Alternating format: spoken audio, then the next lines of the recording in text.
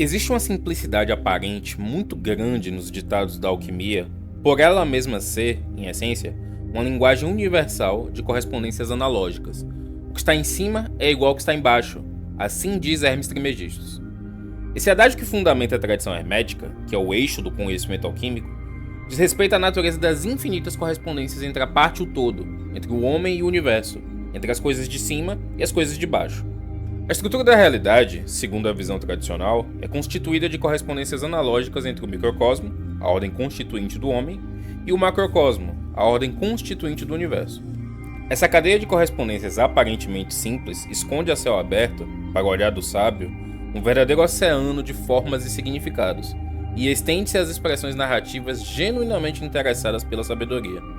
Fullmetal Alchemist, por exemplo, é um verdadeiro texto alquímico no que diz respeito à capacidade de articular tais sabedorias através das dinâmicas de dissoluções, coagulações e correspondências analógicas. Não é só por consistir numa obra ativamente interessada pelo assunto alquímico, mas por ser fundamentada numa grande e ambiciosa visão sobre os rumos do destino do homem moderno, caso a história do século XX se confrontasse diretamente com algumas de suas mais perversas conspirações. Em miúdos, Fullmetal Alchemist é escrito a partir da seguinte hipótese narrativa: qual seria o patos do homem moderno num mundo onde suas blasfêmias e abandonos constantes da busca pela verdade se materializassem como monstros, crias do seu culto ao pecado? O culto e a reverência ao erro pode ser lastreado na fundação primordial deste universo, na parábola tipicamente alquímica que conta as origens da alquimia de Ametriz, o epicentro da história. A parábola diz respeito ao tempo em que Van Hohenheim, pai dos protagonistas e, como descobre-se depois, ele mesmo uma pedra filosofal, não era mais do que um escravo do rei de Xerxes. A parábola narra o nascimento de uma criatura sombria conhecida como o homúnculos no frasco.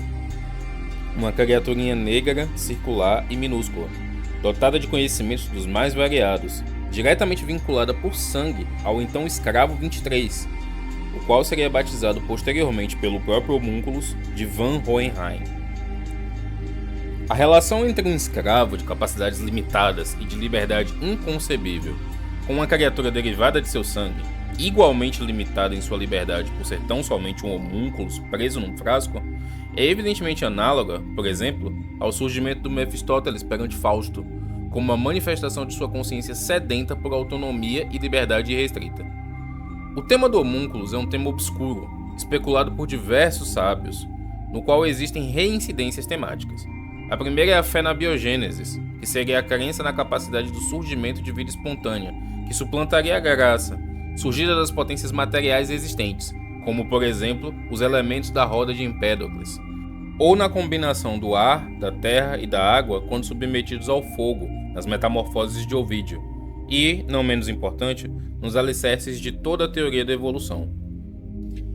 A circularidade desse gênio na garrafa, desse homúnculos preso no frasco, evoca o moto ourobórico do movimento circular, que constitui, em essência, a manifestação do mundo, contido em sua cadeia causal, cujo movimento afasta o homem de seu propósito de elevação, de sua submissão vertical, e guia-o rumo à autoaniquilação. Há de se comentar também a natureza de inversão e revolução presente nessa história, que em muitos aspectos se assemelha às origens do que conhecemos como o mundo moderno. Existe de fato uma grande diferença entre a consciência íntima de um escravo que aspira à liberdade e o espírito fáustico de Oswald Spengler, que diz estar nas nossas bases enquanto civilização ocidental, o sentimento da busca incessante pela liberdade do infinito, promovido, por exemplo, pelo vasto potencial de conhecimento contido na alma do homem? Sendo ele mesmo gerador de vida na criação de um homúnculos, despertando ele mesmo o seu potencial adormecido de ocupar as castas superiores, deixando sua condição de escravo, e ascendendo assim na hierarquia espiritual, não estaria o homem nessa parábola caminhando a passos largos rumo ao pecado da soberba, rumo ao pecado da híbris?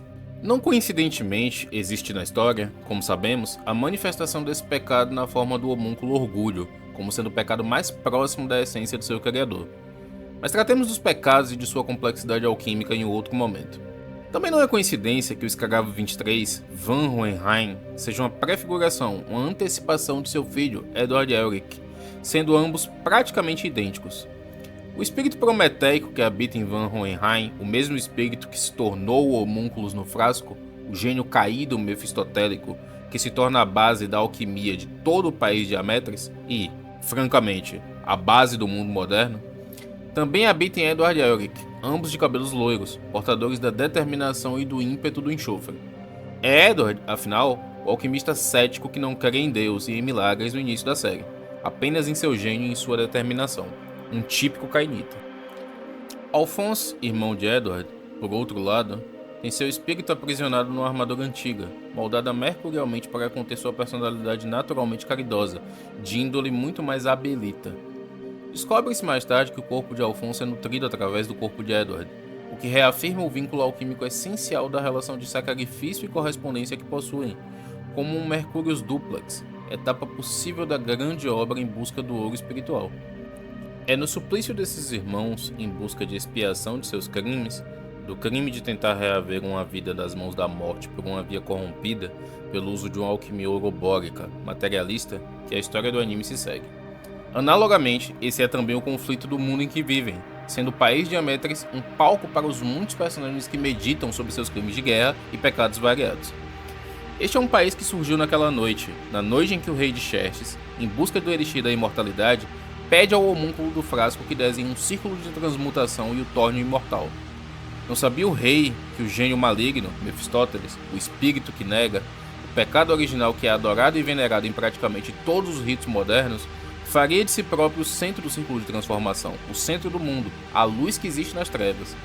Tal círculo de transmutação, essa quadratura do círculo, consiste em uma espécie de caixão de Deus. Seria como o encerramento das possibilidades celestes dentro de uma circunscrição.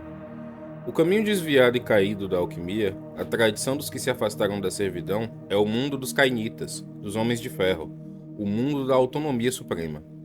O microcosmo deixa de estar em correspondência com o macrocosmo, tornando-se a miniatura, o espelho de Narciso, a própria realidade. Para que tal microcosmo seja sacramentado, deve-se enterrar a Deus. A parte deve superar o todo. Deve-se buscar encarná-lo e tornar-se um Deus. Encarar o olhar do abismo e imanentizar, enfim, o anticristo. Mas não há pecado sem pecador. Assim como esse mundo não atingirá a autonomia suprema, por se tratar apenas de um estado transitório de uma eternidade. Da mesma maneira, não existe só o pecado de Van Hohenheim, uma vez chamado de homúnculo no frasco, que vai para o oeste e que assume a face de uma nação, de um povo, habitando a solidão subterrânea do mal. Existe também o pecador, um humilde sábio que viaja para o leste em busca de respostas, e em busca acima de tudo da remissão de seus pecados. É nessa dinâmica narrativa que se almeja a dissolução do pecado e a purga do mal. Da mesma maneira que os irmãos Elric descobrem a monstruosa verdade por trás do que se conhece como pedra filosofal, que neste universo, tal qual no mundo moderno, não é nada além de uma ferramenta de guerra cujo fim último é a manutenção das pervertidas práticas laboratoriais de biogênese, como por exemplo a bomba atômica.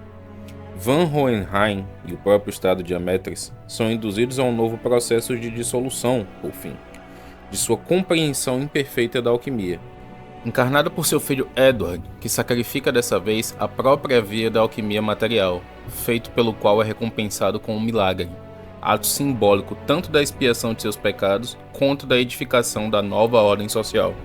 Reorientados então para um novo horizonte do conhecimento, buscam agora os protagonistas serem capazes de extrair a força transformadora da verdadeira luz que ilumina o mundo, a força do amanhecer, a força da virtude humana que reside no interior de nossas almas.